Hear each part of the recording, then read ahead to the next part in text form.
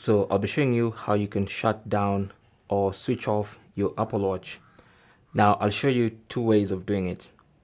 So the first method is by going to the main menu and then pressing on settings, and then on the main settings page go to general, tap on that, and then under general, if you scroll to the bottom, you should see the shutdown option. Tap on it and that brings up the shutdown screen. All you have to do is slide this button to the right, and that's going to power off or shut down your Apple Watch. Now I'm just going to cancel for now so I can show you the other way of doing it.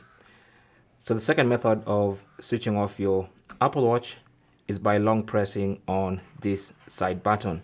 You do realize next to the crown is another button like this one.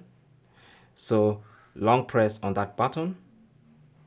Just press it for long enough until you see this screen, and on this screen there should be a power button in the top right corner. So just tap on that power button, and again it brings the power off screen, and all you have to do is swipe to the right, and that's going to switch off or power off your Apple Watch. Thanks for watching. Leave your comment and questions down below, and good luck.